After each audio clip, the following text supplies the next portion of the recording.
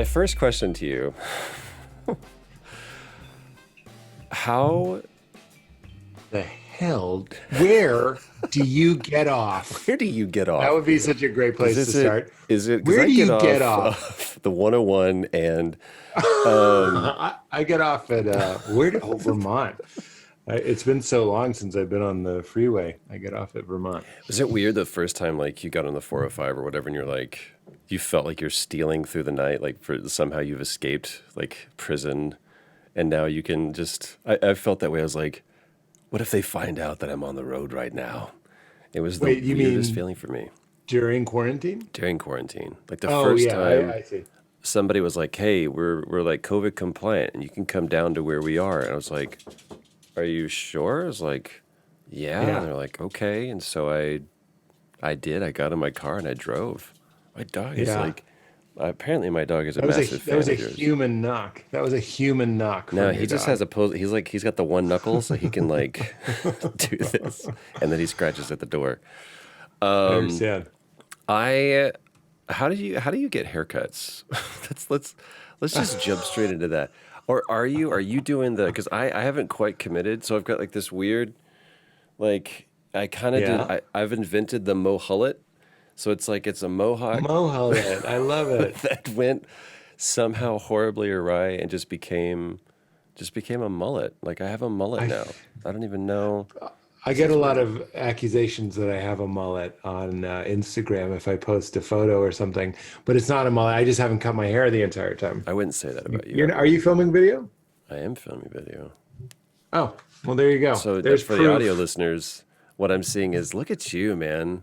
There's You're proof that it's like not. keeping with a lot of your material or a lot of your earlier material, I should say. You're definitely going like 94 Kilmer. Oh my God. And this is 94 Holmes too. I mean, I had long hair like this, not this long, but it was long enough to go behind my ear when I was a junior in high school. Did you do this a Because I lot? You're was, like, yeah, I feel I like wish, I don't know if I had the confidence to do the Keanu. We call that the that Keanu. is the Keanu. I think it's a patented move. What were you Whoa. how much have you changed since high school? I have no idea where this thing is going, by the way. I have all these cool notes and questions, but you just kind of like took me on a tangent. Are you vastly different than you were in high school? Is 94 Kilmer or 94 Kilmer is Nah. 94 Holmes wildly different than 2020 Holmes? Yeah, I believe they are. There's still some fundamental similarities. I was talking to Val yesterday. We released an episode of my podcast today, and Val and I do these like Friday bonus episodes. Okay. And because they're weekly now, usually I record my podcast sort of whenever I feel like it, and it's easy to like do a block of 3, 4 episodes in a week where I'm not too busy and therefore I have a lot of energy and I'm getting a lot of rest. But now that we're doing them every Thursday and releasing them Friday, I knew there would be a risk that it would catch me in a mood that isn't ideal for like show business. But I thought that might be interesting. Do you understand what I I mean? know exactly what you mean, Yeah. and I love the framing of that because there is a different qualifier for people in quote the biz and being on camera. That fear of someone catching you in a real moment, where Yeah, it's that Marilyn Monroe photo where she looks spaced out. I don't know if you've seen I that. have seen that. I really relate to that photo, and that is my core. Not to be too therapized, but that's like sort of my core wound is like don't let people see you when you're not shiny, and that's sort of so that's what hasn't changed because that's what got imprinted on me when I was very young was and I can't even really trace it back to every place I got it, but like I definitely learned be a golden boy, and so in high school I was doing that through different means, and because I'm still doing that to a certain extent, I'd like to think I'm doing it less than I was, but that still feels like sweaty handed, doughy high school Pete, even though my beliefs might be different, my framings might be different. I've certainly matured and grown, but like the things that don't change are usually those wounds that define us. But you said learned. You learned to be the golden boy. Was that taught to you, or was that just some? I mean, I believe everything is imprinted and programmed to us. Sure. I'm sure as a I parent now don't you're think it learning that too. Yeah, exactly. I was just reading Rob Bell has a new book called Everything is Spiritual that I'm really enjoying. And he talks about that children are not blank slates. So I was absolutely the product of a long lineage of potentially people pleasers or showmen or whatever it might be. But what happened was, I think everybody's just looking for their way to shine, right? So if you're really athletic, Hmm. which some of my friends were, you go that way. If you're really handsome or debonair, you go that way. If you're really beautiful, you go this way, or whatever it might be. And my skill set, which has always been the gift of gab, I can really summarize my talent is that I can think while I'm talking. A lot of people can. I'm the same way. I'm not. So I can talk coherently, But even I'm actually eloquently. formulating the thought as I'm talking as I'm That's talking to right. you. Yeah. And that's a specific kind of talent that you don't have to worry. Your language center is more like your breath center. It's a automatic sort of like I can talk without thinking too much about it. And that was my skill as a child too. I thought very visually. Hmm. I'm very verbal, and because I saw that that was valued not only in school but by my family, that helped me get attention. I don't know if I learned that I should want attention, but I definitely learned from my family that if I was special or shiny, I would get more attention, more love, more of a feeling of belonging. But really, that started because I had a deep feeling of unbelonging in junior high and all that stuff. It was sort of rough for me. And then I realized, wait, I might not be handsome like this kid, or I might not be athletic like this kid, but I can be funny and communicative. And my mom, sorry to rant here, but my This mom is your always used show. to tell me, she was like, when you're older, to quote her literally, she was like, you'll beat them away with a stick. Cause I never had a girlfriend all through high school, never had a girlfriend. And she was like, when you're older, you'll beat them away with a stick. That was her wording, not mine. But she meant what I had to offer was more valuable as a grown up, which is great because that's when I wanted to peak. It's better to peak later. I did not peak in high school. I was very gelatinous and like an amoeba in high school, and then later, emotional availability, intelligence, humor, wit, all these things that I always gravitated to either young children or grown-ups when I was in high school and Me junior high too. because I knew they would get me. Is that right? Oh yeah. I was Man, always this weird I could young make the adult. grown-ups laugh. Is that Yeah, that's it. is that was that because like I don't know what your so much has happened since I've last seen you, Pete. Yeah. What do you have sisters or brothers or besides in I've Christ? one I've one older brother. I've one older brother. And the whole yeah, who is it that you call my brother? These are my brothers. These are my brothers. His name These is the, Joe. that's actually I just read this amazing book. You have to read it. You I'm so glad. consume books at a rabid rate, man. It I do, is. that's Look at you. I don't know if that's true. I remember what I read, This I which still is have a because of you. This I still yeah. have There you because go. of you. Yeah, there you go. There's so much. I think when we last, all right, we're gonna just diverge.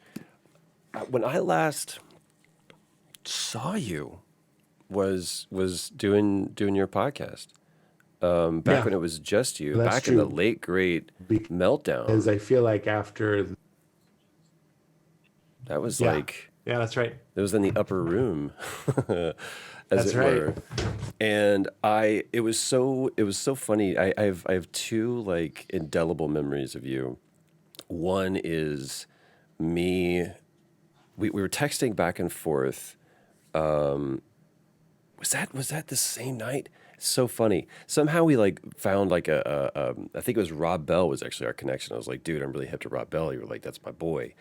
And and then I was like presenting at Dice when you were hosting at Dice. Did we meet there? I think that's where we met. It was backstage, and I just It remember would have been having this briefly moment then, though. where Yeah, I was yeah. I was like, okay, so Pete's a comedian. I want to see if I can impress him.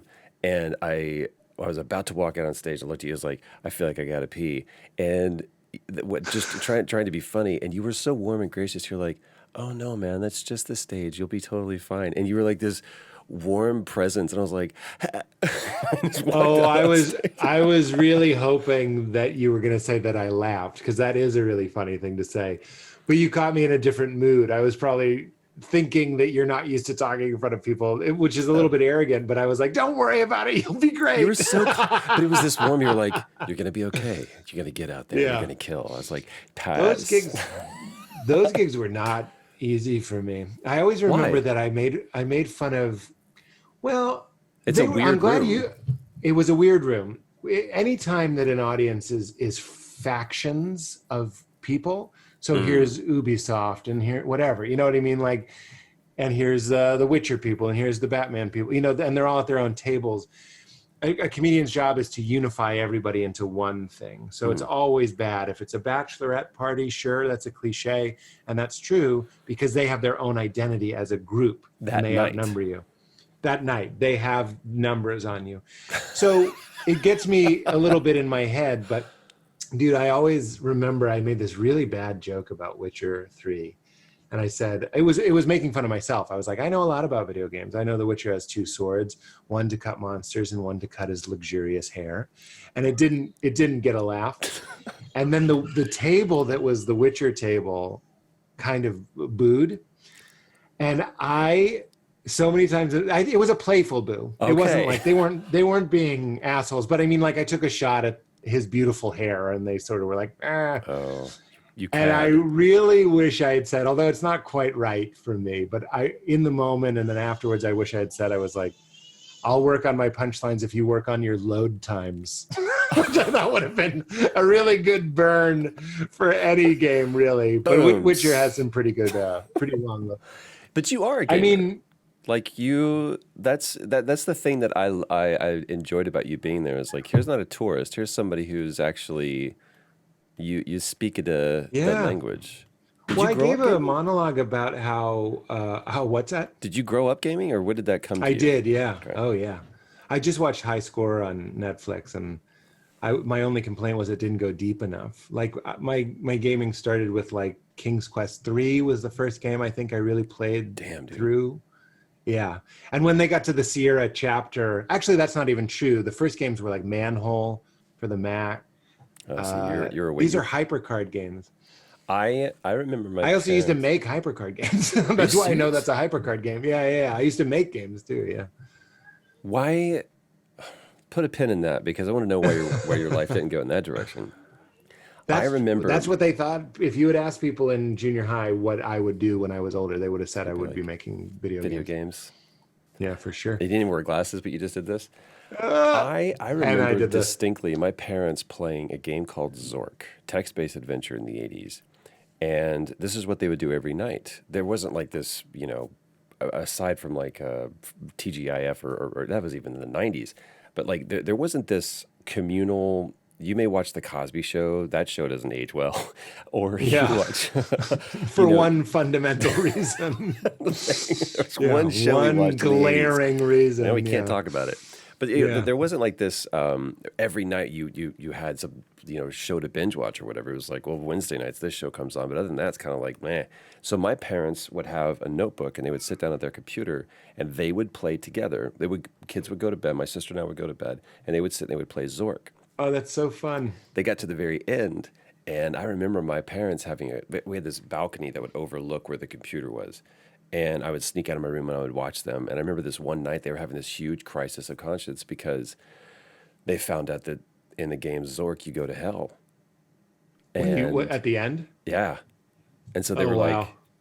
like, but there's still more game to play. It's not like how the game ends. And so they not only quit the game, but they burned Oh, the I book. understand. Excuse me. I thought they like didn't want their character to go to hell. Oh, no, They no, took no. issue with the glorification and the sort of. I mean, I remember having feelings like that about Doom because remember in Doom there would be murdering big ups. Well, demons invade your space station, but then also like there would be upside down crosses in the hell level, which at the time, it's just sort of a misappropriation of some earnest religious fervor, meaning Yeah. I think I did love God. I think I did love reality. I wanted to know more. But because I don't know what to do with that energy, it came out in like, well, that's deeply inappropriate. I didn't even know why an upside down cross was inappropriate, but I mean, I kind of did, but I was like, that's how it took form. was like, you shouldn't celebrate Halloween. Like that's fucked up. Same. Like, Not yeah, only should you not celebrate it, if you do, tacitly, that's some form of satanic worship. Like I yeah, grew up under the auspices of fear. Everything was fear. There's a joke that you have and I love. I can't remember the guy who said the rapture date was going to happen on whatever. There was billboards all yeah, over LA or yeah, whatever. And you have yeah. this one bit, if I may, where you say Sure. that right about the time when it was supposed to happen, you were thinking about masturbating, and you just said, "Nice try, the devil," because you didn't want to be caught doing Yeah, that when Jesus came back. And I mean, yeah. as funny as that is, the truth And is I was like 20. I was like 30 years old, 32 right. years old when I Because we're wrote about that the joke. same age. That's not like I was Yeah. 14 years old, but No, that would make that's sense if you were 14. I was 32. The first part of the joke was I thought the world might end, so I started drinking. I had some whiskey and I was like, well, I don't want that to go to waste. But I mean, you see, talk about a wound, right? So hmm we have a psychological wound, and there's also, and I say this with love because the people had, I think, good intentions, but I got a good religious wound, and that came out in a lot of that fear, and that was challenged a lot in video games. You know, I mean, I think of your game and Tolkien saying your character couldn't kill another human. Like there was some morality that carried over. Remember, like you're yeah. slashing all the orcs and the blood and all that stuff, and there is a consideration in that game that I actually kind of appreciated. I think if you hacked up a human, it goes into another realm. So that's a carryover from my churchy, you know what I mean? Do you feel that I Like don't Duke know? Nukem and the games that were like, we're really gonna fucking gross you out and take it to the extreme. They never really spoke to me as much as the ones that like play with the line or dance on the line. For sure, it's the same reason like Like Lord of the Rings. slasher That's flicks never exactly really were a right. thing. But the ones that were spiritual, I was like, oh, dude, this is like really because I was so steeped in that growing up. Do you Yeah. feel that switch from like you say there was a misunderstanding or a misappropriation of these terms and the response to your behavior was out of fear.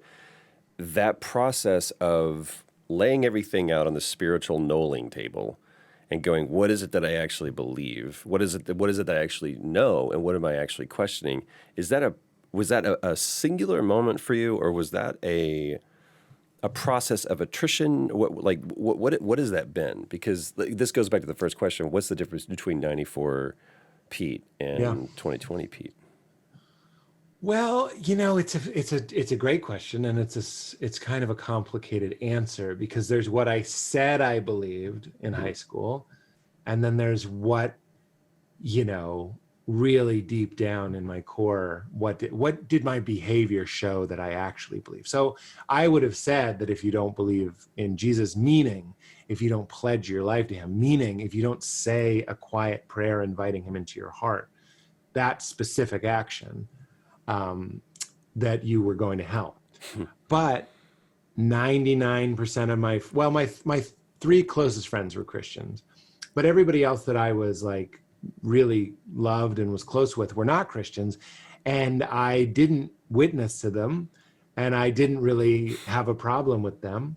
And some of them were religious Jews, some of them were just non-religious, whatever they grew up. And my actions were actually, I think, more Christ-like and more lovely than my head. My head might think, "Oh, Jack is going to hell," but it didn't add up. You know, meaning there were things I think I was saying I was believing that I didn't believe, that I didn't actually believe. And I can't speak for other people, but I do wonder all the time how many Christians are just sort of like one green book experience away from realizing that their Muslim neighbor or their Jewish neighbor or their atheist neighbor is lovely, is a child of God, is loved, to use their language, is perfect, is accepted just as they are. You understand, like if they went on a road trip Hmm. with a Mormon, with a Latter-day Saint, how they might see that they are the same, and they both don't have all the answers, and that all they understand is love, and that they know something is going on that they don't quite understand, and that they feel small and big at the same time, and they can't quite articulate it. The problem is we don't have time for 100,000 road trips with every different way you can believe for everybody to go on. Does that make sense? Makes perfect sense. What do So you when I was think a then is the kid, answer if you though? Like, if you can't go on a road trip, what is the answer? The answer is just faking that you've been on those road trips. I think that's the answer. It's like if you don't understand, and I'll admit, I'd like to think that I'm incredibly inclusive and always have been. But when the concept of transgender was introduced to me, I'm sure there was a part of me that was like, "What?" And then you need to go, "Wait, let's take the road trip. Let's Man. go on the road trip. Can I drive across the heartland of America in a car for 12 hours with somebody as they explain to me what it feels like to not belong in their body?" Yeah, I can imagine that. That's why one of my favorite quotes is "Hell is a lack of imagination." Hmm. Uh, and I think that's completely true. Like judging somebody else is a lack of imagination. Hating somebody else is a lack of imagination. And the world that we grew up in and thinking that all bad people, or not even bad people, people that don't believe exactly what you believe, go to hell, that's a lack of imagination. That's a very small, defined, confined God that actually looks a lot more like you and not like a field of lilies or rain given freely or all of the images that Jesus gives trying to tell you about his father. That has nothing to do with some weird, his most famous story is the prodigal son. It's the most irrational. Rob Bell always says the point is you can't divide infinity. You're loved infinitely. Yeah. You can't divide it. You can't be the good son and get more and be the bad son and get less. You just are loved infinitely. And then we turn that into, this is Richard Rohr. Richard Rohr says you go to Germany, God looks like a policeman. You go to Switzerland, God looks like a banker. And you come to America, he looks like a capitalist. He wants you to earn it. He wants you to buy it. What of these are true? None of them. You have to look to the eternal. What remains, and what remains always is grace and love. The same thing that's holding your molecules together right now as we're talking. The same thing that's keeping you looking out of your eyes right now. That's freely given. You're so supported. Do you ever have did you ever have the moment, or have you had the moment where this process of you going kind of 52 card pickup, right? Because it's I think you and I are very similar in the sense that we grew up with this system imposed upon us, and not in a violent way or anything, but it was just this is what we were believed. My parents were doing, I worked very hard to say my parents were doing the best they could, given the systems that they were given the desires that they had, and their age. I mean, you and I are about the same age, and we're just now starting off in this process of parenting. My my dad was 23 when he had me, and I was his second Wow. kid. They're Wow. children. My parents were the same age, like 22 and 23. I was like, oh my God. And they got married at 21. 9 months later, had my sister, and 2.5 years later, had me. So they didn't even know who they were, much less who Yeah. each other was. Yeah. So at some point, the option I feel, or I've seen in my parents' life and kind of in that system, the option to abandon that system or even augment that system has seemingly been nullified. You can't do it. So Mm-hmm. when somebody else like you or I starts going, well, hold on a second, this doesn't make sense, and something doesn't check with the deepest part of me, and I've been doing these steps of this dance for so long, and it just doesn't add up. Has there ever been that moment of contention, not even conflict, but just kind of like contention, like the show? And this is what's brief tangent. Something that I'm always just delight in is when someone that I was a fan of or admirer of their work, we become on some level of friends, and then I get to participate in something that they're truly passionate about in that state of friendship and be able to enjoy their work again, as opposed to, Mm-hmm. I really liked their stuff before, but now we're friends, I don't like it, or I didn't like their stuff before, now we're friends, now I do like it. But to have that continuity of like, man, I'm just a great admirer. And your show on HBO was, man, it was revelatory, it was real, it was relatable.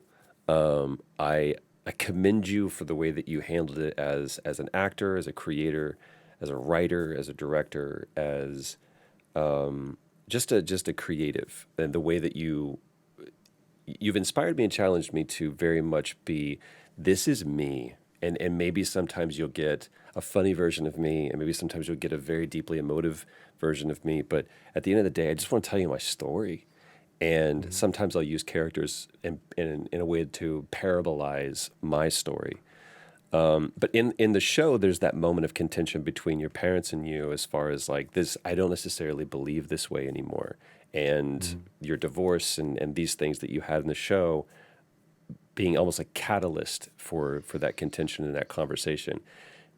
How close to home was that for you? Did you ever have those moments where you're like, I have to have a real talk with you that I no longer feel, think, believe the way that I did before in the past, either be that friend or relative? Well, I really wanted to speak to what you said about your parents' beliefs and then my parents' beliefs, which are similar, I think, and then saying it doesn't make sense, and then you stopped yourself and said it doesn't add up to the core of my being. Hmm. And I think that's really important to point out, is that like your intuition is so valuable and is so inherent to who you are. And I was talking with Val, and I was like, it's like, my daughter listens to Frozen all the time. So I've heard the song Let It Go a million times, right? Literally. Literally. But I couldn't tell you the first line of it. Like, I couldn't tell you what the first line of Let It Go is. But if I put on Let It Go, which I probably will later today, and the first line is somehow different, I'll know right away. Right. And that's how I understand intuition. It's not that I know what is ultimately true, but when I hear something and I know deep down that it's not quite the lyrics to Let It Go, I've learned, and it sounds like you're learning and have learned, to honor that. And that's what we call intuition. That's what intuition to me feels like. It's actually my first example. I'm not just saying this to you, is I've played Breath of the Wild to completion, but if I close my eyes, I can't picture how Link runs. I can't do it, not perfectly. But if I played the game and if the color of his shoes was different, I would know. And that's what I really want to invite people in. It's like appreciating art. It's like appreciating music. Your interpretation of the divine is valid because you are part of the divine. So you don't necessarily need a degree in art to appreciate a painting. And you don't need a degree in divinity school, to appreciate and understand God, because the part of you that is God understands God, So, and that's not blasphemy. I'm saying the drop of water in you understands the ocean. I don't think there is. I don't think there is anything that's blasphemous. I believe that everything is sacred. Even Doom. Even Doom with its upside down crosses. Yeah, no, Doom is great. My mentor, and I know that you have a high value of mentorship. And I want to talk about some of those people that have kind of served that role in your life. But mine in particular, and I've had several in my life too, and for different things. I believe that there's some people that, hey, I can only mentor you. You can only teach someone what you know, right? Or together you could discover something that you both don't know. But the idea that like anything that is creative is from a creator, and we can parse out that whole term and everything. But the notion that I want to point out is that there's nothing that's secular. Everything is sacred.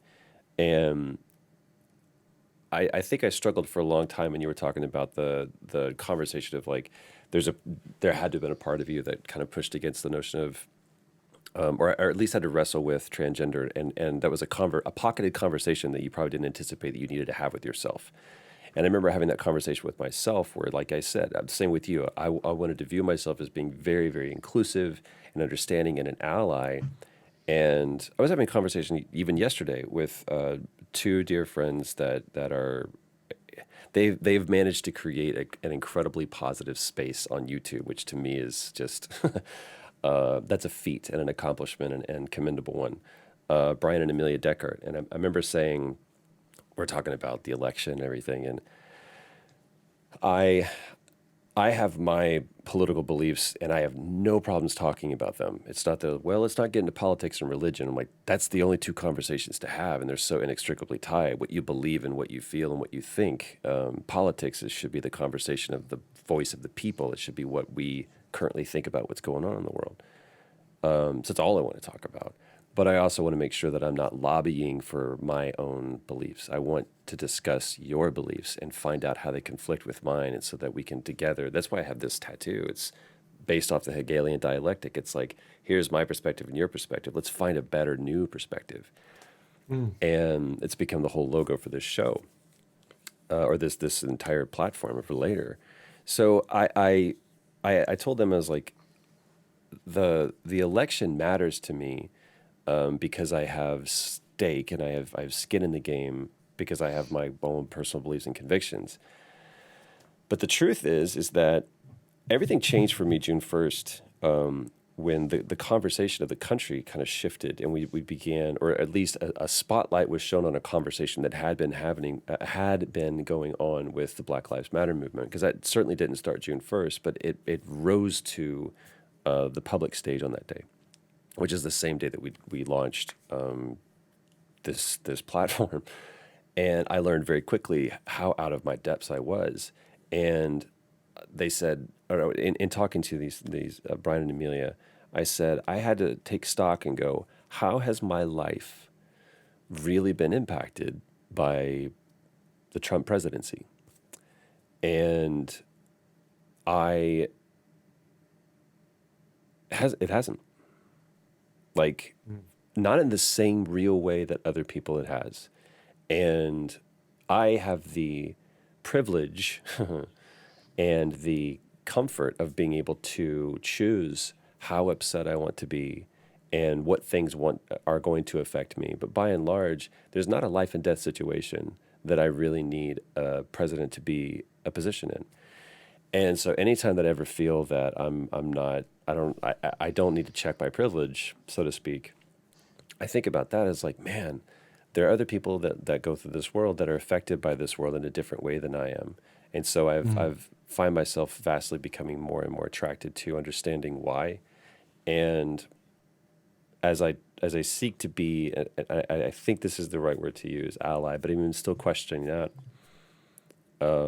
having the conversations that I've had from growing up, and having to parse out how I feel about homosexuality, transgenderism, and any really just sexual identity. There had to be a conversation with myself where it's like, there's some things you need to lay down that you grew up with that no longer serve you, that you no longer believe to be true, and instead let go of one rope and reach out for another, so that I can truly come to a deeper understanding of humans, and humanity, and therefore understand myself. It's a long, like, soliloquy to bring up that question, but I feel like I interrupted you. I don't even know. You didn't. That was lovely. I think that's really interesting. I think that's great. I don't recall what. I feel like we were talking It's about. like the moments where you kind of like, you had to sit down and go, hey guys, I now think differently, and I need you to let Oh me through yeah, that. It's like coming out to your parents in a sense, not in the for same way. sure. I really related to the privilege of like how stressed do you want to be. You can open a browser and like read news, and that definitely takes a psychic toll. And I think we're all struggling with. There's depressed days and heavy days and high anxiety. And I was going to say COVID is probably the closest thing that is affecting your life. How an administration handled an epidemic is affecting your life. For sure. But other than that, yes, affluent white males are doing okay, and that sucks, and that's what we're dealing with. That's what we're trying to rectify. Hmm. But what it also makes me think is, high school, Pete, and we're back to Green Book, right? I'm just sort of an optimist in the sense that, like, I don't even mean in the big picture. I just mean like an individual optimist, meaning if you took somebody really from the outskirts, like a Fred Phelps, God hates people, that group. I'm like, how many years living on an island with them before they melt? You know what I mean? Yeah. How many, like, it might not be a road trip, but it might be like we're stranded on an island. Right. And like, and in this situation, it would be very helpful if it wasn't me, but if it were a gay man or whatever group that they're really was raised hating or believe that they hate, put them on an island for years and years and years. That's what the movie Crash was about. You know, like we all have these ideas of who we hate, but you know, somebody saves your life and you know, suddenly it's a different, so like our beliefs aren't really worth as much as we think they are. And who we really are is who we are when we're not thinking our beliefs. So the more I get into the spiritual practice, it's more about unlearning, and it's more about not holding any beliefs, and trying to stay in that, what the Buddhists call the beginner's mind, or that empty place, or the kingdom of heaven, which is not a conceptual place. But when I was young, I was a Republican. I was certainly pro-life, certainly anti-gay marriage, because I believed that, I remember I had some absurd thing about like tax breaks were for heterosexual couples. Wow, you were a Republican. Yeah, because this was explained to me. That's my point. That's not a thought that Pete, as we know him, would have ever had. So somebody said to him, it was my youth pastor, it was Mike, Pastor Mike. He said tax breaks are to incentivize straight couples to have children. So if two men get married and they can't have children, they're getting a tax break. As if, I can't believe somebody said that to me. That's a sentence that a human said to another human. Yeah, and I was like, got it. And not only did he say it to me, I held on to it because it seemed like the least personal reason to be anti-gay marriage. Because in your heart, especially as a kid, you're like, wait, why can't anybody do whatever? This is just a made up thing anyway. You know, why can't we celebrate love in all of its forms? I feel like children are probably closer to understanding that. Yet aging children, as I was, are so desperate for identity and belonging and a group that I latched on to something like that, registered Republican, said I was anti-gay marriage, said I was anti-everything, weed, drug, whatever, anti-booze, I thought The Simpsons was inappropriate because of Ned Flanders. So you can imagine how redemptive it was for me this past year to be on the show. To do The Simpsons, yeah. And to write a character that had a Bible duel with Ned Flanders. Not to shame Ned Flanders, but that was to sort of cathartically show, yeah, it was cathartic. It wasn't to embarrass Ned Flanders. It was to celebrate that there are people that believe, that aren't literalists and that aren't exclusive, that love Buddha and love Christ and Krishna and whatever you got. I mean, what do you got? But when I think back to that, Pete, that's that we're building sandcastles underwater. You know what I mean? You really believe it. You're like, I am a Republican. And it's like, you are either a road trip away from being a liberal. You know what it is? It's like, they've even talked about this, like liberals tend to have more love of the unknown. It's not always true, but there's a great TED talk on the moral implications of conservatives and liberals. And he tells this great thing about like going to see the Statue of David. He's like, there's two people looking at the Statue of David. One of them is moved to tears at how beautiful it is and how exquisite the human form is. And the other one thinks it's inappropriate that you can see his wiener.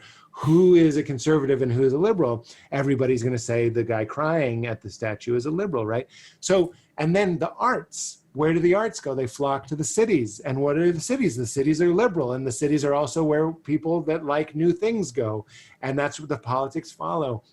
So if you are, I always think of people like Brandy. I don't actually know the story of Brandy, but I know a lot of people like Brandy got their start in the church, right? And then what happens is they have an incredible voice, and then they move to Manhattan. By the way, this is not Brandy anymore. That's just an example. Sure. Mariah Carey, you can use a whole bunch of different people. You know more gay people. You know more atheists. You know more Buddhists. You know more Jewish people. And next thing you know, in the same way, dude, if I moved to rural Ohio. Same thing. And I was just surrounded by conservatives constantly. The thing is, I'm not saying I would start hating groups. I wouldn't regress, but I definitely progressed. I might buy a gun, you know what I mean? Because somebody might be like, look, you live in the middle of the woods now and you might need a gun for a bear.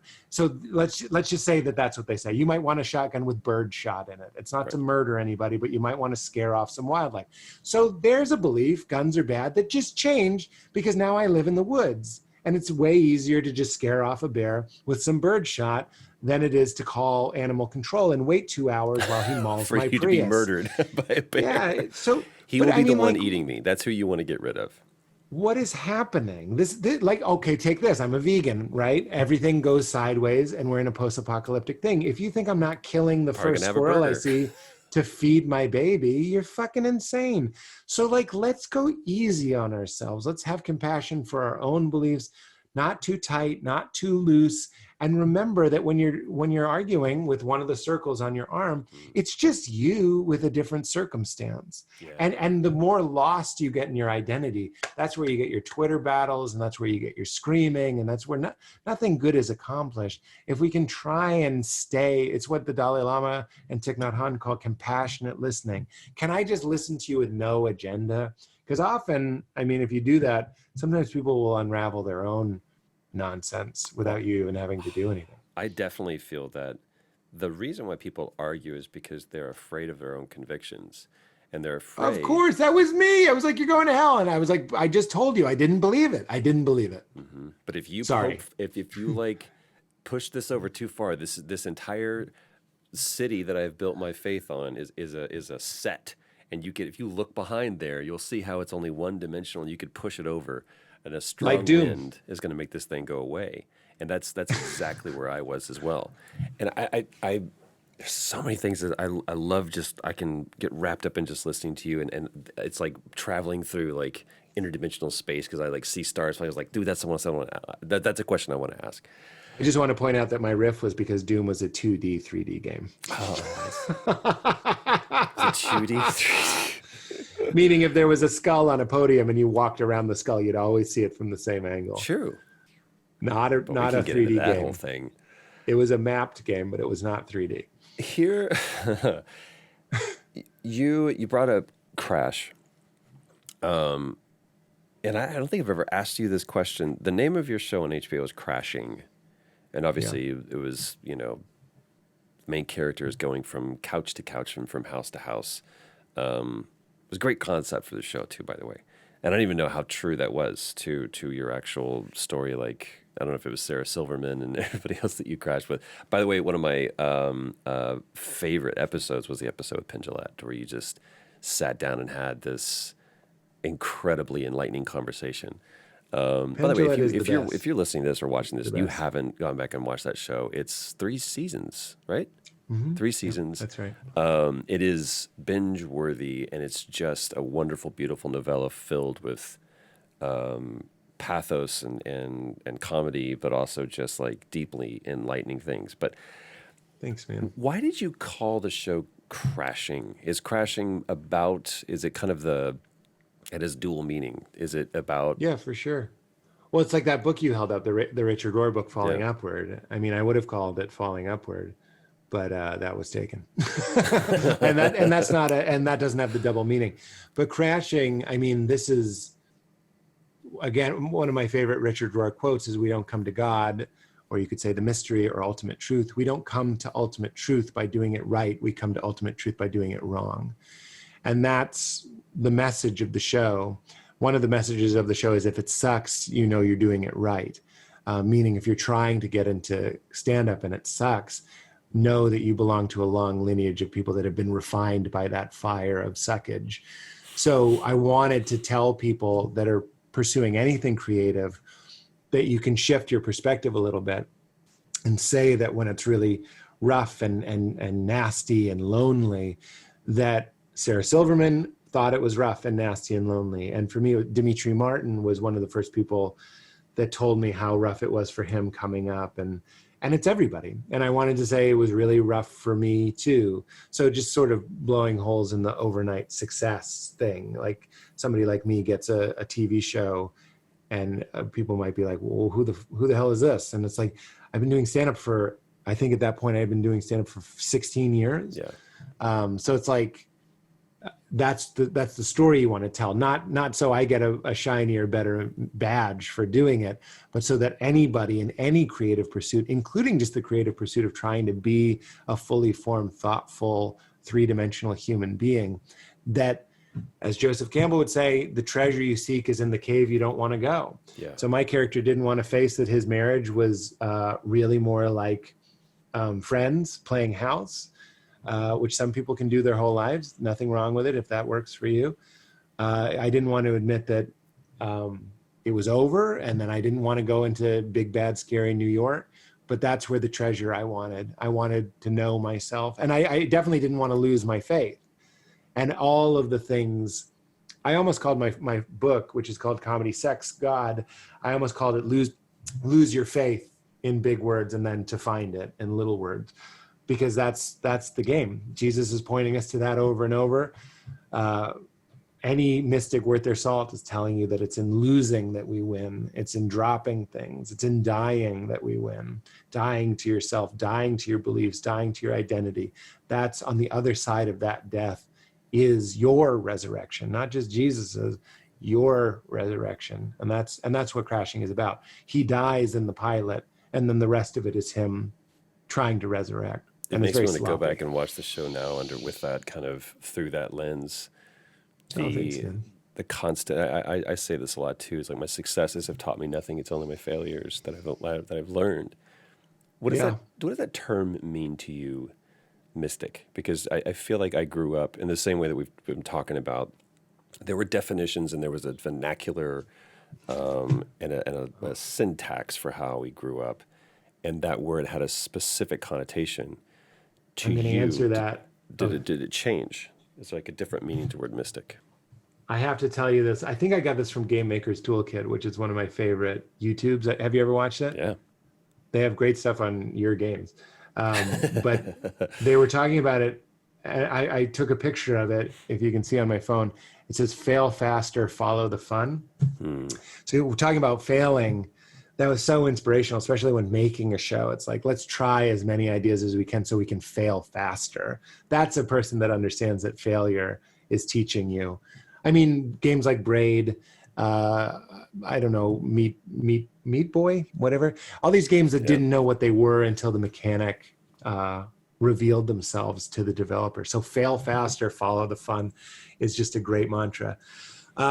The definition my definition of a mystic is somebody who has an experiential relationship with the divine, meaning not a conceptual one, and their emphasis isn't even on a conceptual one. Any mystic, like the Tao, is a very mystical book, the Tao Te Ching, and that opens with, "He who knows does not speak, and he who speaks does not know." That's mysticism. That's saying, let's have a conversation, which is what's so helpful about psychedelics and other religious experiences I've had.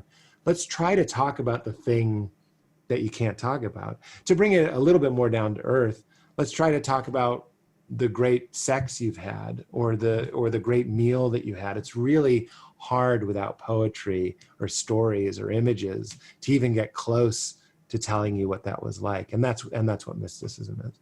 When did you discover, because I'm I read kind of like the way that my brain works. I go, ooh, here's something shiny, and so I'll go over this, and then this is something shiny, I'll go over this.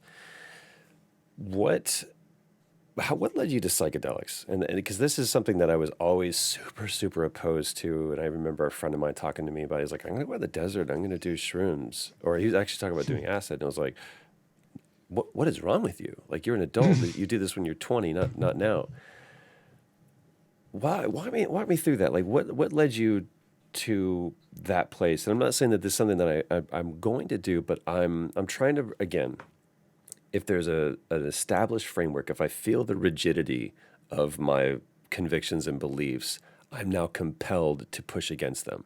So walk me through, and this is a great, probably a jump off point to talk about Ram Dass and how he influenced your life and what he meant, and how maybe even there's some conflicting views as far as your journey and what he taught you. But to begin kind of that through point, what led you to to be an experiential person, to understand the great mystery, the divine, or Well, that was psychedelics. That's what made me realize you could experience it. yeah. But how do you And get there? from Like what happened? You're like, you know what? no, it was drugs. It was drugs. I took drugs. But for you, that And had to be a huge leap. You're like, you know what?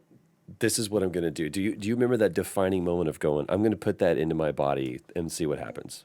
well, what's great about my drug story, the first time the Beatles took LSD, which obviously Sgt. Pepper's, I mean, everything they did after certain records, was they were dosed in Germany. Their artist friend, being dosed means someone gives it to you. It's not a cool thing to do unless, in this case, you have a strong feeling that it's what they want. let's put it this way. If Val dosed me and we were like in the most beautiful place on earth and she was just like, did you enjoy your tea? And I was like, yeah. And she was like, it had LSD in it, I would just be so happy. Right. So I think that's what was going on here. It was the 60s and there was so much going on in terms of research and stigma. And I even remember hearing some of those stories. People take LSD once and they think they're a glass of orange juice and they never come back. Like these are sort of like, but they're not true stories. You know what I mean? Like they're sort of like Urban exaggeration. legends. They're urban legends. Exactly. Not to say that there aren't risks involved. I don't want to, we could talk about that too, but my experience is, the risks are psychological. Anyway, so the Beatles were dosed. So they gave them water with their meal. And then at the end of the meal, LSD takes about an hour to kick in. And at the end of the meal, the guy very calmly said, just so you know, I've given you some LSD. The reason I did that was because I didn't want you basically on the launch pad to be worrying about what it might be like. So that's actually a graceful act. And it was, by their retelling, that then they went on and had this incredible trip because there was no paranoia. So LSD is hallucinogens. The word breaks down to mind manifesting. Some people might say God manifesting, but it's like mind manifesting. So if you have paranoia and panic and fear, that's something to do away with. Even if when you first take it, you have some paranoia and some fear, while you're waiting for it to kick in, you do well to slow your breath down, to listen to some good music, to try and be with someone you love, to try and be in nature, to try and get your vibration as cool as possible. Like cool out, you know what I mean? Right. This is real 60s, 70s language, like keep it mellow, man. That's sort of what they're talking about.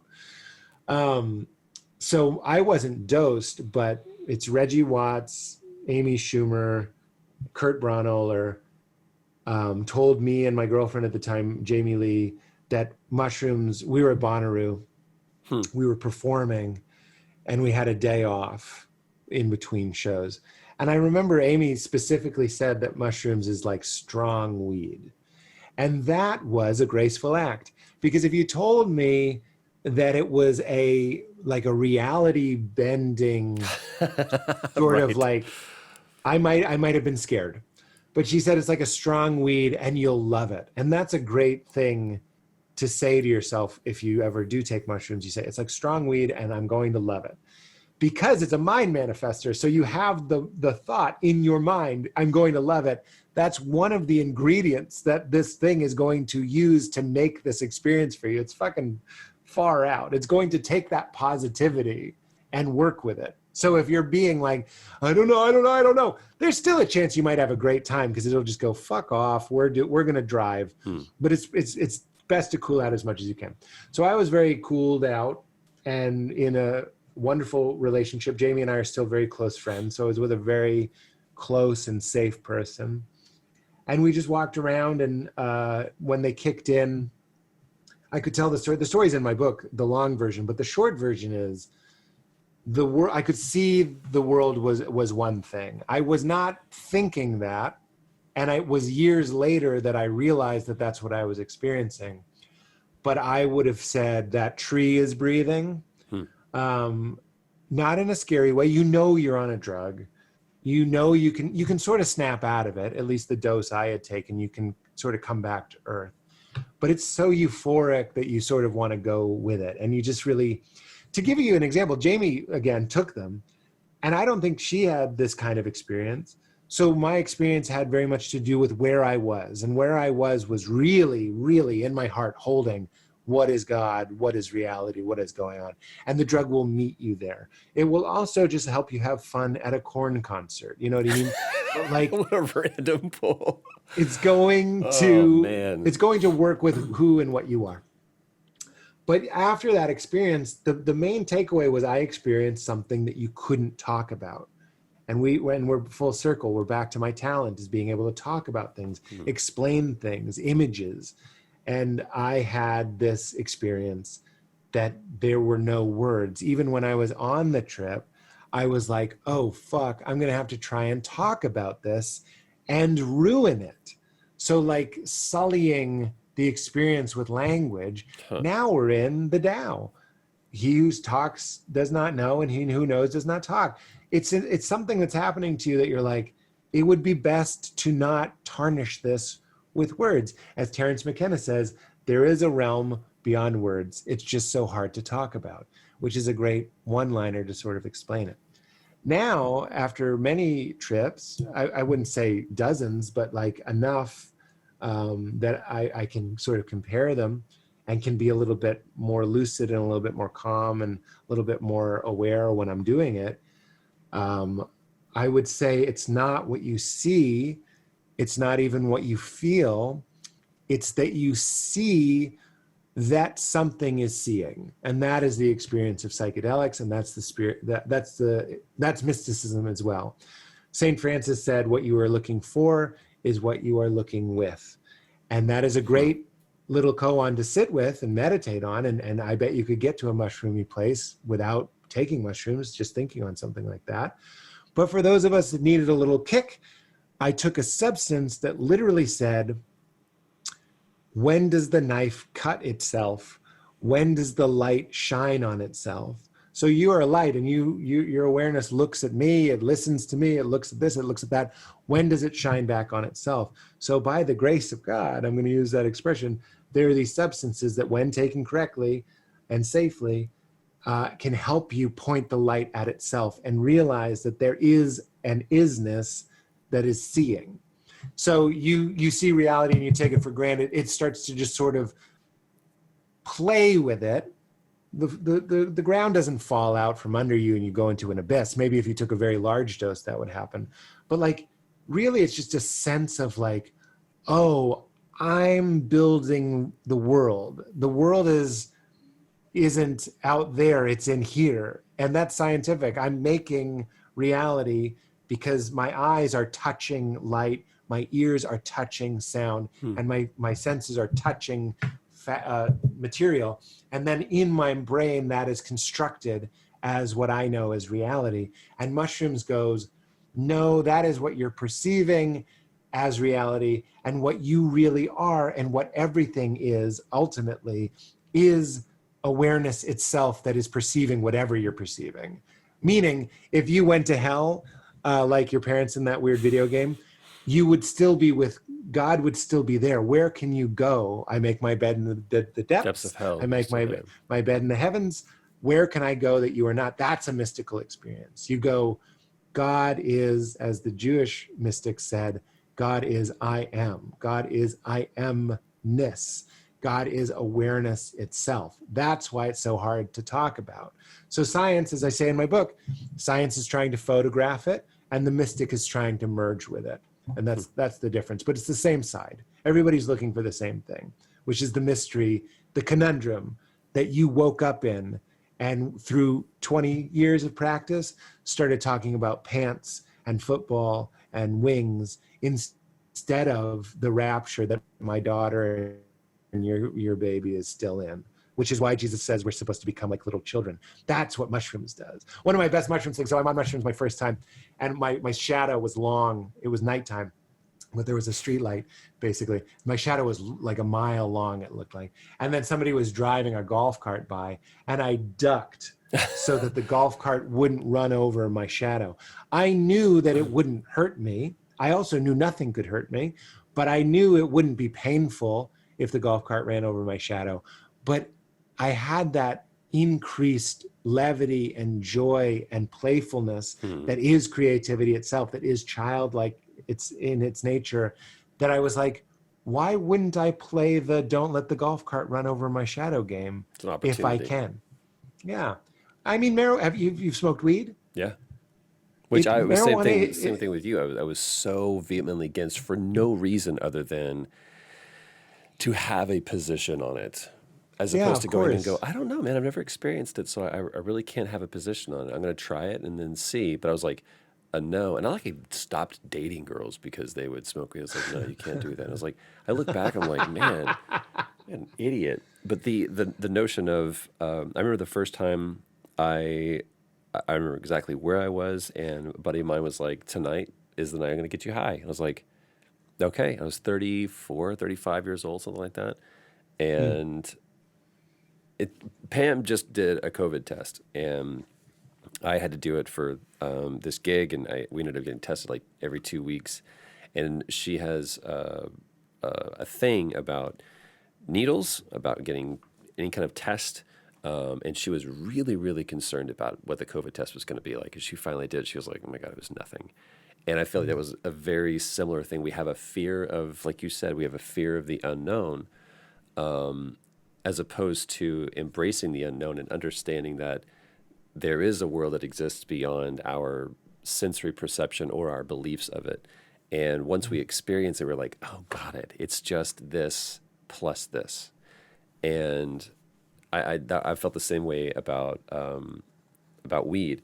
The thing about me though is I don't believe in the notion of an addictive personality. I believe that there is behavior, and repetitive behavior leads to, choices lead to behavior. Behavior leads to pattern, and patterns lead, or choices lead to patterns. Patterns lead to behavior. Behavior leads to character. And it's just that in the same way that I grew up being told something, and then all of a sudden it became a notion, and then it became a belief, and then it became a conviction that needed to be ultimately broken apart and re-examined. I've seen systematically in my life how smoking weed was like, this is something that really helps me at night, and I want to do this to relax, and it'll become like an evening cocktail for me. And then it became, oh, I haven't smoked yet. I need to go do that before I go to bed. And it became something that I did every night. And I do these kind of break checks where things have become such a repetition where I go, I don't know when the last time I, I don't know the last night that I didn't smoke. I don't know the last day that I went without a drink. Yeah. And I just do a break check, and I haven't had a drink in 2 months, just to see, because it's like, I'm drinking every day. And I'm hearing a lot of people talk about them drinking every day. So I stopped. And it doesn't mean that I can't do it again, but I definitely have these notions of like, who's got who by the tail here. So yeah, that's a very long, Sure. exhaustive answer. But yes, I've smoked weed before. No, I love it. I'm not even entirely pro weed. We could talk about addiction. That's a whole other subject. But like, because I do. You I stopped don't know drinking, if right? I. Yeah, I haven't drank in 3 years, which has been really good for me. And I don't know. I like what you said about addiction. So I don't necessarily. Let's put it this way. In my mind, I Hmm. don't know if it's a public thing, if it's appropriate to say publicly. In my mind, I go, I have addict behaviors, meaning I don't know if I would say I'm an addict, but I would be like, you know what? For brevity, in my own mind, I'd be like, you're an addict. Sure. So I don't drink because I'm an abundant person. Me too. That's the good way to put it. Meaning, if it's good, I want to do it, and I Hmm. want others to do it, and I want to share it, and I want to give it. And I'm sort of that way with alcohol. I'm like, I chugged a bottle of white wine at a party once just to show everybody that I could do it. That's not great stuff. So that's sort of, this is what Richard Rohr taught me too about the Enneagram too. It's like my blessing is also my curse. Hmm. Is like my abundance is also my I overindulgence, was going to and say we have to keep indulgence it. would be the flip of that, I guess. Yeah. So I don't even have weed in the house. So the reason I brought weed up is because weed is a mild hallucinogen. Hmm. And that's why they have strains of weed called LSD and all these things that I've smoked. And I'm like, yeah, this is very similar to LSD. It's not exactly the same. They're just fiercely strong sativas that start getting pretty visual. And that what I'm saying is you kind of have an idea. So when Sure. I say it's like strong weed, that's not, you'll come back from your trip, or honestly, you'll be able to say it while you're tripping, but you'll definitely come back from your trip and be like, that wasn't true, but it sort of was true. And that's the paradox that mushrooms invites you into. Even trying to summarize what mushrooms is like, that's the point, is that is a falsehood. And that's where my heart started to open up to, if I can't even explain mushrooms without telling you a story that isn't literally true, but is pointing to something that's more than literally true, how much more so is it impossible to talk about the divine without telling you a story that may not be literally true? And that's when I started opening up to paradox. That's like the picture that everyone always has of Jesus, just pontificating, just somehow just, standing up on a mountain doing this. And to me, it's always been Yeah, more like, okay, how do I fucking get this across to you guys? that's Um, hilarious. Well, you can see he's trying over and over and over. I the mean, if you kingdom of read, heaven is like, that's right. shit. What is it? It's a lost coin. It's a lost sheep. It's a treasure in a field that a guy digs up and then he reburies it and buys the field, which by Jewish law isn't kosher. It's not exactly legal to do, but that means it's so enticing and so amazing that you'll do anything to do it. You'll sell all your possessions to get it. So he's trying to tell you that it's precious. He's trying to tell you that it's something that you had and that you lost. But this isn't a guy that was like, here, I'm just going to explain it to you over and over. The Sermon on the Mount is a compilation of his greatest hits. It's a It never compendium. happened. Yeah. There was no Sermon on the Mount. I don't think anybody worth their salt Now as a tell us, scholar Jesus, is what a are you going to be biblical. talking about today, thou? You're going to be talking about the That's right. transgressions of the sins of the Pharisees? Just like any performer, and I say this with love, like as any teacher, I guess is maybe a better word, he had his go-to lessons. Like he tells the prodigal son, and that appears in all of the Gospels. I'm very confident. I could be wrong. That's because he told it more than once. You know what I mean? These guys weren't walking around following him like a. So going back full circle, the book I was going to recommend to you is called The Gospel According to Jesus. Stephen It's Mitchell, right? That's the one that. unbelievable. Okay. I mean, don't even read those other books that you held up. Read that one now. Really? It's unbelievable. And as somebody that was raised in the church, it's just an academic from a Zen Buddhist Jewish man who did incredible amounts of research to reduce the gospel into what we can be very confident that Jesus said, and dropping everything else. And what you end up with is something you can read in about 12 minutes. A guy was baptized, a guy taught, and then a guy died. That's all we have. But the teachings are so similar. And when I say similar, I take great joy in that. They're similar to what Buddha is teaching. They're similar to what Taoism is teaching. They're similar to what we find in Hinduism, because spiritual truth is spiritual truth. It doesn't matter who's discovering it. Right. And you'll read it and you'll just fall in love with Jesus. I still love Jesus. He's still like my homeboy. He's still like my number one. So this book was what I was always craving, was like, can someone, because we know things are being added by scribes. We know things are being added by the church. We know that almost the entire Gospel of John, which was written 150 years later, this is Richard Rohr, by the way, who loves the Gospel of John. I love the Gospel of John. But academically, it was written after we had what's known as a Christology. So now we have a theology to support with the story of our main guy. It's I don't want to say it's fan fiction, but it's sort of in that zone. Yeah. And that doesn't mean it's not sacred. That doesn't mean it's not holy. That doesn't mean I don't quote it and love it and worship it. But I'm like, can someone please just say, I bought a book on Amazon called Jesus Says, because it's this little book and it was just quotes of Jesus. But the problem is, so many of those quotes aren't, I don't mean vaguely like, oh, we don't know. We know this was added by a scribe because it was written in the margin by a scribe. Right. A good example of that is, for thine is the kingdom and the power and the glory forever and ever, amen, is not anyone, again, sorry to keep saying worth their salt, anyone that knows biblical scholarship knows that that is not in the oldest transcripts. That's not in what Jesus taught about prayer.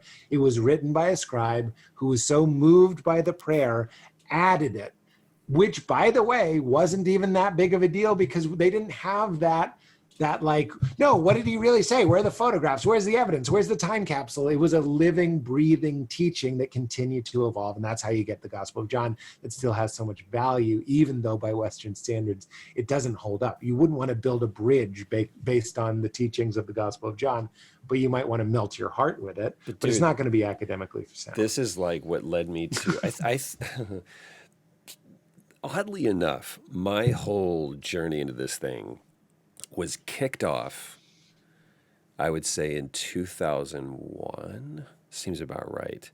But after reading a book called The Da Vinci Code. Hilarious. And I am sure... A little indie book. Didn't do well. What's his name? What's his name? Not Frank Peretti. That's a different author altogether. No, Leonardo da Vinci wrote it. Leonardo da Vinci. It's his code. It's Dan Brown. Dan Brown. Thank you. Dan Brown writes this book, and I'm sure he didn't want this to be the result of it at all. But I was like, wait a minute, because there was all of a sudden this historical conjecture that was being thrown against my belief system, and my belief system couldn't stand up. And that's when I started learning about the Council of Trent, the Council of Nicaea. I started learning about what really Constantine and all of them were the like. Bible, okay. We don't have to be upset or sad about it, but the Bible, like a lot of things, was constructed with an agenda by human beings, just like, with great intentions, by the way. They literally said this thing will fall apart if we don't unite. They even understood it's like we can't have this disparate belief system. Let's come together. What can we agree on? First things first. Jesus is God, yes or no? 1, 2, 3, 4, 5. Okay, who says no? 1, 2. Okay, so the ayes have it. Moving forward. And for me, growing up, that was, as Rob Bell puts it, there's a brick wall faith and there's a trampoline faith. And I realized that I had this brick wall faith and I had to completely break apart, not only tear down that wall, but throw away the bricks and refuse to construct what I want to. And I feel like even in that point in 2001 and many of the subsequent years after that, there's this whole notion of I will not have kids. I don't want to be a dad. And then everything good? Yeah. Okay, cool. You and I are both now dads, so whenever there's a sound, I'm always just oh, yeah. No, it was podcast quality, not baby. You're good. I start, everything changed. I meet Pam, and I was like, I literally had this conversation with her, and I don't know if you, Val, had this conversation, but I was like, you need to understand something. We're never getting married. I already did that once, and we're certainly never having kids. Cut to, I think our kids are just about the same age, right? How old is Leela? She's going to be 2 this month. Dude, yeah. So Traveler's just a little bit older. He's 2, and his birthday's May 3rd. One day away from May 4th. I told Pam to hang on. She was like, fuck you. This baby's coming out. 40 hours of labor. You're a video game guy, and Star Wars video games, come on. They get the sound effects right. I don't like Star Wars video games. There's a couple. Are there? I stopped playing them. Shadow of the Empire was really, really good. Knights of the Old Republic was really, really good. But everything changed. Like my whole, I had my system of faith, quote unquote, my being, my isms had to change to have the capacity to contain this kid. And so much about who I am I've begun to examine by observing him. It's in some ways when you said like, when does the light shine on itself? In some way, Traveler does that for me.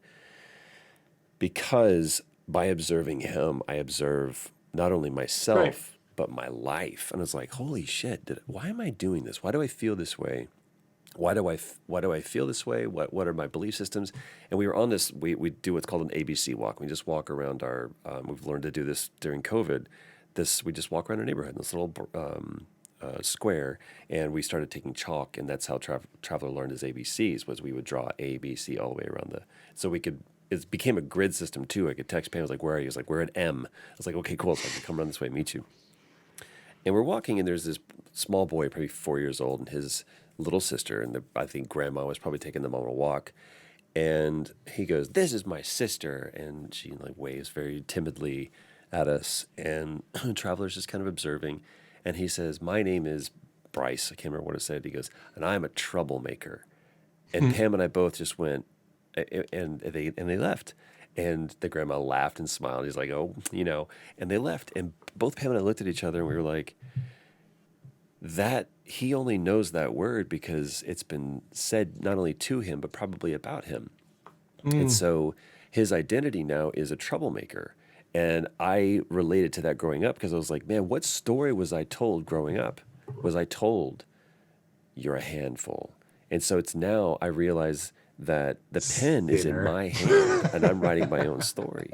And I want to do the Yeah. same thing.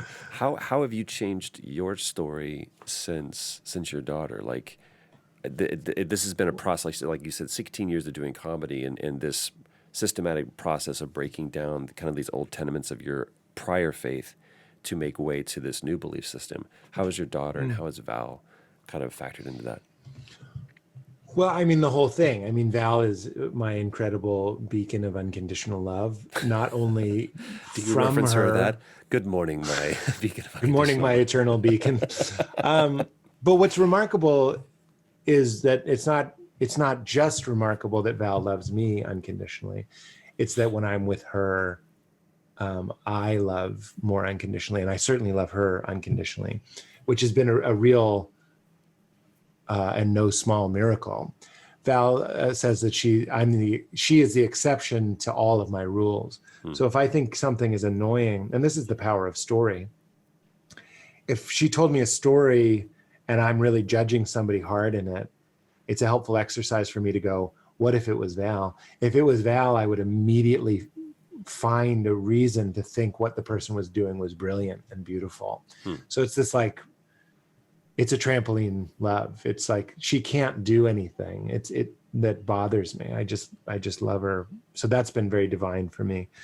But Leela, here's what most people would say, that when you have a child, you see the world through their eyes. And that is very Jesus-y. Not only does Jesus say to enter the kingdom of heaven, you need to become like a child, he also talks about the eyes being the window to the soul. So we're talking about like how you see is very important, right? It's sort of the utmost importance. In fact, I would argue that the kingdom of heaven is a way of seeing the world, is not a place or a destination. It's something accessible to us right now, that my daughter is in the kingdom of heaven. And when I experience that phenomenon of going on a walk more slowly because she's crouching down and looking at the ants, which, by the way, is one of the great Buddha stories, that the Buddha, upon becoming enlightened, realized the interconnectivity of all things and looked at the ants. You know what I mean? He's like, look at this reality. Ants don't know they're ants. They're the center of their world, just like you're the center of your world. And you see that there is no center, that there is no hierarchy. It's all just a bunch of things being this one thing. So that has brought me into the kingdom of heaven more consistently than anything. Her joy and her wonder for the world isn't just like a novel, like, isn't this a fun Hallmark movie? Like, I really enjoyed running through those sprinklers, feeling the cold water of a sprinkler and the grass on my feet and the sun on my skin and breathing the clean air and hearing my daughter's laughter isn't just a fun thing to experience as a child. That is the kingdom of heaven, because in that space, past and future are gone. Joy is there. I feel and experience mystically the love that's holding us together through experiencing the world as her. So it's not just like, isn't that fun? I can go to Disney World and she loves the ride so much, it makes me love the rides. It's like, no, it puts you into a state of love, which is the point, everything. Right. So that's what my daughter does for me. How is this? Probably we could easily, like you said, this is a whole separate conversation. There's been all these wonderful pocket conversations throughout that we could just expound upon and go on ad nauseum. But the one thing that we haven't talked about that may be a good way to specifically speak to people that maybe listen to this year, and I subscribe to the notion that there is no bad day. We don't have a bad day because your bad day could be one of my best days, right? So the day is agnostic of us.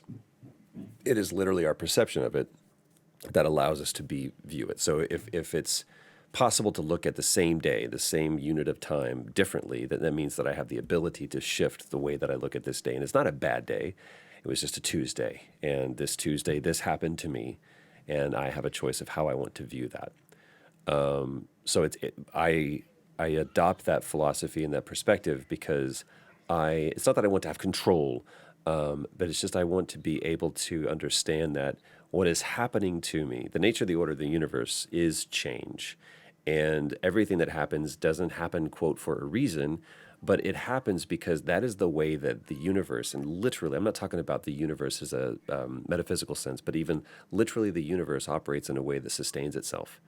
So therefore, everything that is happening is doing so because otherwise the universe would collapse in on itself and it Right, wouldn't exist that's right. anymore. So the nature of the universe is to change to perpetually sustain itself. So this guy cutting me off, for whatever reason, that is happening so that the universe could sustain itself. And people could argue that, but is a wonderful way for me to view the world and understand and find grace and compassion for a lot of things that happen. For you, COVID, quarantine, whatever, how has that shifted or how has that had an impact on your daily life, your role as a father, your job as a creative? Do you feel, as someone who is a public figure, as someone who does have a gift for gab, as someone who creatively expresses themselves and tells their story, either as a writer, as a comedian, as a podcaster, whatever, do you feel you have a sense of responsibility to those who have yet to find the way to creatively express themselves? It's a two-part question. Go for it. How is COVID, and then do I feel a responsibility to? Yeah, I'll answer the second part first. Is that, and I'll take my answer off air.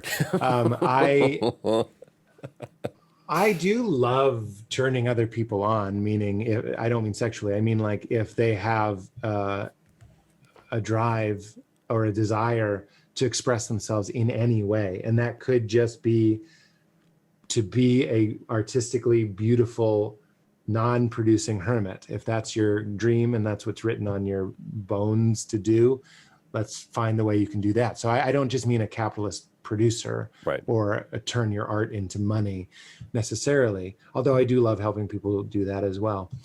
I just like helping people find their bliss and to get over their self-censorship, because it's been so impactful for me. And I've seen that happening to Val. With Val is an incredibly creative person, and it's just fun to watch her sort of by osmosis and through a lot of conversations learn just how much the creative pursuit, in my experience, has to do with self-enthusiasm, self-love, self-greenlighting, a real feeling that like other people are no more special than me. Some people are like, who am I to write a book? And I'm like, no, I should write a book. And you sort of have to foster that attitude, because it doesn't hurt anybody. It doesn't hurt anybody. It just helps you. So like, right, you have to get that delusion level just right. You don't want to be too deluded. So you think everything you make is fucking incredible, but you don't want to be so undiluted that you are so realistic that you never put pen to paper or whatever it is you're trying to do. So yeah, I like getting people to create stuff because I think that's in our nature to be creative, however that is. And then quarantine, I mean, again, I have to check my privilege because I'm able to podcast in quarantine. So that's been my job. That's been basically my job in writing. And those are two things I'm able to do in quarantine. So what I've lost is stand-up, and I've lost what we've all lost, the normalcy and then the social aspect. But then in doing that, all of these lessons that I never would have gotten otherwise were revealed. Like right now, we're not in LA, we're north of California, or Northern California, living in nature. And we've always wanted to do that. And when we were in quarantine, we were like, well, this might be, you can see how small it is. It's basically a trailer. We're living in a trailer, because we always wanted to let Leela chase roly-polies and bunnies and all that sort of stuff. So that was this unexpected gift that we're like, nothing keeping us there. I can Zoom with Troy and I can write and email the scripts in. And then I was like, well, that's going to be something that I want to take into my life when this is done. It's also helped me get in touch with just how introverted I am and just how like hermetical I am. Like I enjoy a small, quiet life where I can burst and be special and shiny, but in kind of like secluded ways. I do miss stand-up, and I'm looking forward to doing it again. And writing a script and really getting it humming feels very similar. It's the same sort of euphoria that I get from doing stand-up. So this has been like just like anybody that like gets fired and then 5 years later, they're like, best thing that ever happened to me. Or your wife leaves you, in my case, best thing that ever happened to me. COVID is shaping up, and more specifically being in quarantine, because COVID is just horrible and it's hurting people and it's exhausting workers and all of that. I want to acknowledge that. But it's forced me to slow down, and it's woke me up to what I was missing potentially with my daughter, although I was around a lot before, but now I'm constantly around. Same. This is what we're doing right now, is the only thing I'm doing today, and I can hear her at the door because she's used to being with me. What a fucking gift. So lots of hidden lessons in there. And then I think we're going to come out, all of us are going to come out on the other side of this with such gratitude and appreciation. When Rob and I did our tour together, Rob Bell, one of the things I would tell people in the audience is something that I do to be more present. One of them, to give you an example, was like, pretend you're an alien and you've never been to this planet, and just try to walk around with that level of fascination. One of them, not just saying this because it's you, was pretend this is a simulation or a video game. Just in the same way I have awe for the sunset in BioShock 2, that's true. I should be looking at the sunset that these programmers made. You know what I mean? Like, that is also available for me to carry over from a video game into my real life. So what if I told you, literally, just try it. What if I told you you were plugged into the Matrix right now? Suddenly, this box of Kleenex is not so boring anymore because you know it's being made by a program. But guess what? What this is being made by a program. It might be, we might understand little parts of that program, DNA, atoms, molecules, but we don't understand the core of it. So you really should have that fascination. But one of the beautiful faculties of your brain is it doesn't allow you to be in wonder all the time because you'd be eaten by a cheetah. But one of the gifts is you can stop and shut that part of your brain down and get back into that wonder. But then the third one was, what if we were all being held at home by a dictator? I didn't say a virus. I said, but what if a dictator said you have to house arrest? What if this was the first day you could go outside? That's a fun experiment to try and appreciate a tree or notice a tree that you've never noticed before. We're going to do that. We're going to go into a crowded restaurant, and it'll never be the same. And I'm looking forward to that reshifting of all of us learning how we can do with less, how we can drive less, travel less, work less, love more, be present more, be quiet more. You thought, this is the core of spirituality. Something terrible happens to you, Ram Dass would teach, and you think you can't live without, in my case, I couldn't live without my ex-wife. She went away, and yet here I am still. So what does that mean? Who I am is not who I thought I was.